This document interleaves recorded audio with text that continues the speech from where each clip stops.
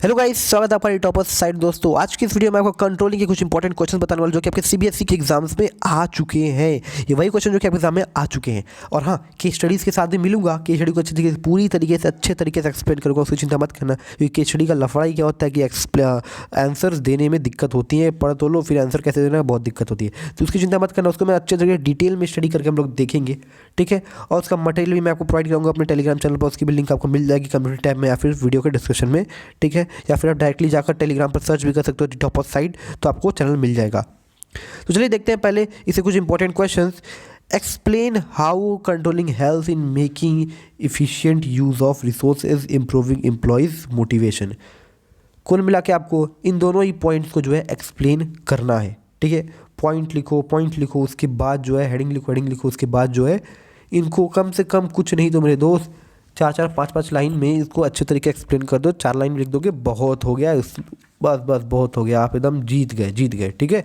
तो क्योंकि कई बार क्या होता है 4 मार्क्स में जाते हैं, तो इसलिए कम से कम 4-5 लाइन लिखना पड़ जाता है, ठीक है ना, हर एक में, ठीक।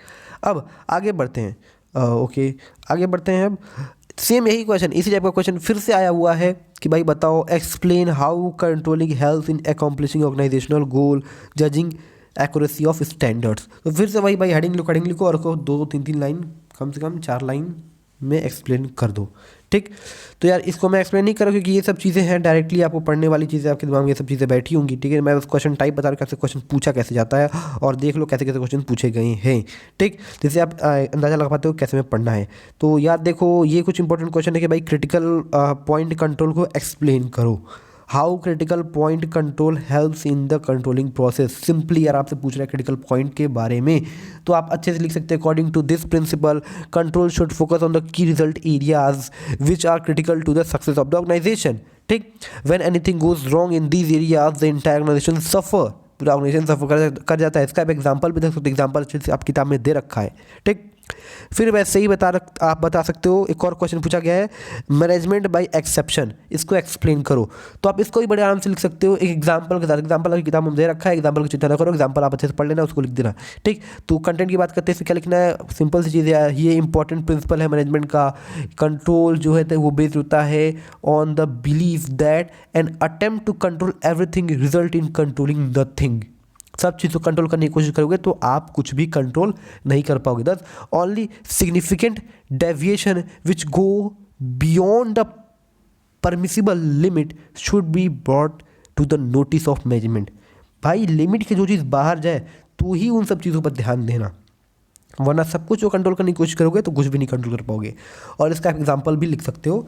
एग्जांपल आप किताब में दे रखा है सिंपल सा, उसको बताने चलूँगा तो लंबा चौड़ा वीडियो हो जाएगा, उसमें नहीं चाहता बताना, ठीक। ओके, अभी 2 क्वेश्चन रह गए, चलो उसको भी देख लेते हैं।